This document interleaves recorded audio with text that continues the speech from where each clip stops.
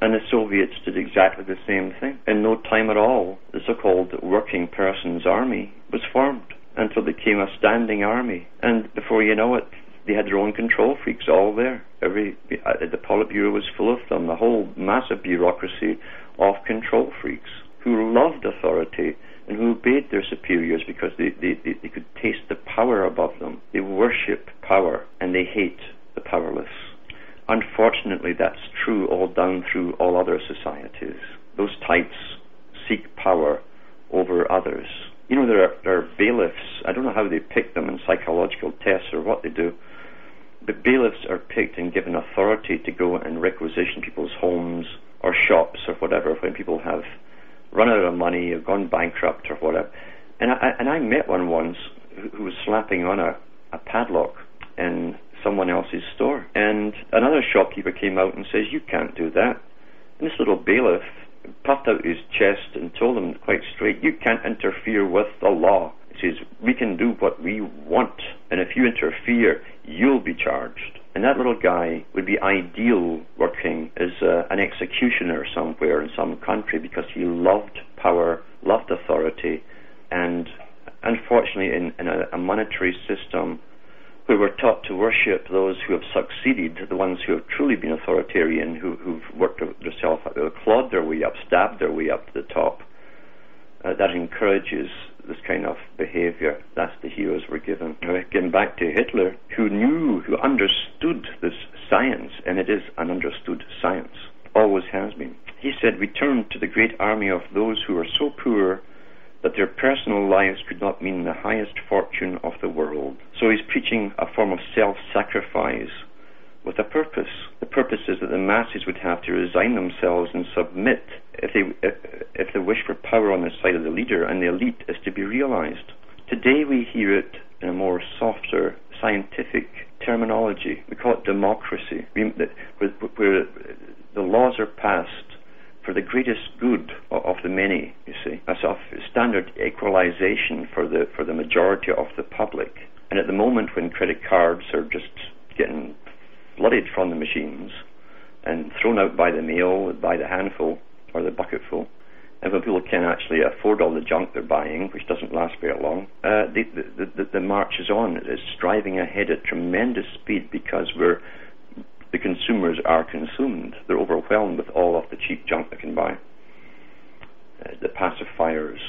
But the same agenda is being standardized across the world because the elite decided a long time ago that their proper place was where they are as authoritarians, that the general public had no saving graces. And from Darwin's time on, they had meetings where they discussed the fact that they thought, what was their fact anyway, that all those who were now elite through breeding, proper breeding, you see, selective breeding, and inheritance of masses of wealth, and who'd retained the wealth over many generations, had proven their superiority over the lesser breeds, the lesser peoples, the commoners, the ones who were left, and therefore evolution wouldn't go any further without the aid of science, and science then would simply alter the commoners to be better workers. This is all from the authoritarian types of creatures we see all around us. And it isn't just at the top, remember. This tendency is throughout many people right down to the bottom level, this authoritarian attitude. You'll see them every day or every year when they have memorial days for veterans, standing there with their suits and ties and their blazers on and all their medals on. These are the men who worship authority.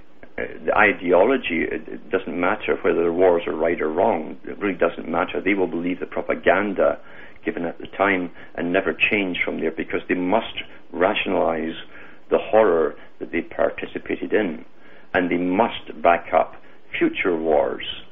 That's a common statement. Our troops must back up our boys.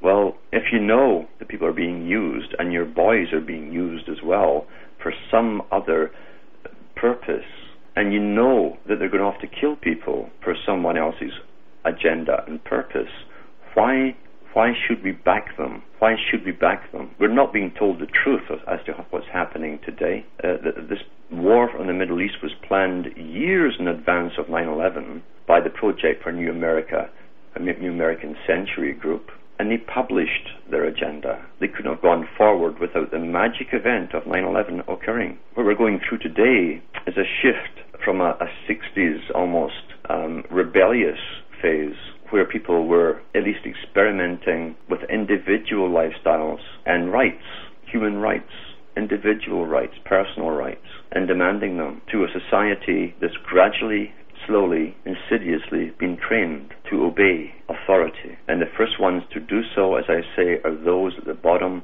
who are authoritarians themselves, who admire the power above them because it's the only thing they really worship. That's a deviant nature, a deviant nature. The big boys couldn't do anything without the same personality types at the bottom to go along with their agenda. We noticed that Alberto Gonzalez in the States and Chertoff have okayed the use of torture on people. With the passing of the Bill 6166, we know that it's going to be enforced.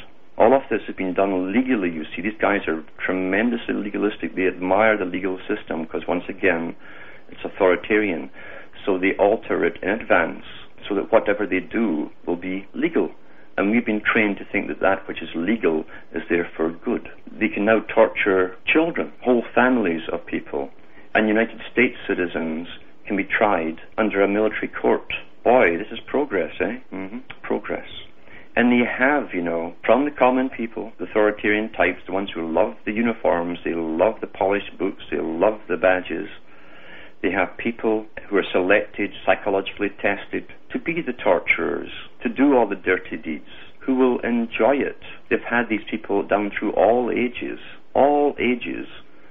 who have seen man's inhumanity to man at work. Horror shows, utter horror shows, because there's no nice, genteel way to torture a person. It's bloody, it's sick, the act is sick, the people who do it are sick. What can the average person do? The average person must always speak out against injustice, wherever it happens, personally or outside of themselves, to across the seas, wherever. Because when they stop speaking out, the control freaks, the authoritarians, will start running all over the populations more overtly, because it's a form of sexual excitement to them. And this is a fact. It's been well studied. That's why rape and horror occur during massive death and slaughter. That's when who's who surfaces.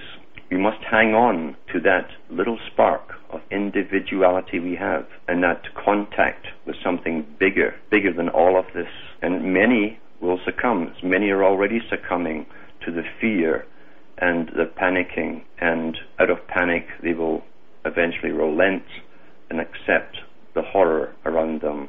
They'll accept the rules, regulations, and humiliating experiences they'll be forced to go through on a daily basis through fear and self-survival, self-preservation. Others will tenaciously hang on to self-worth.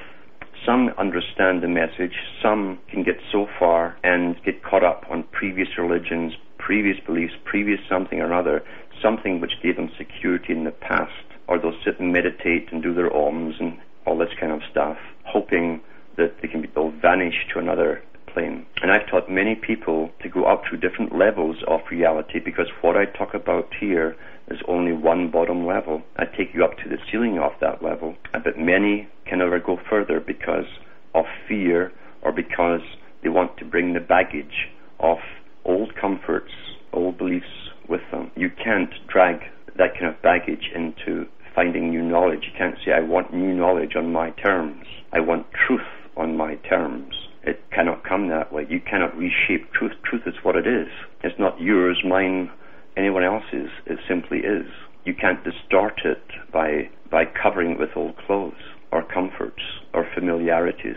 And future talks, I hope, to bring you beyond all of this, if we're allowed to go on, because we all sense the noose tightening, those who are awake, that is. For those who can't go any further and retreat back to what appears to be the safety of their pre-existing beliefs, I wish them all the best.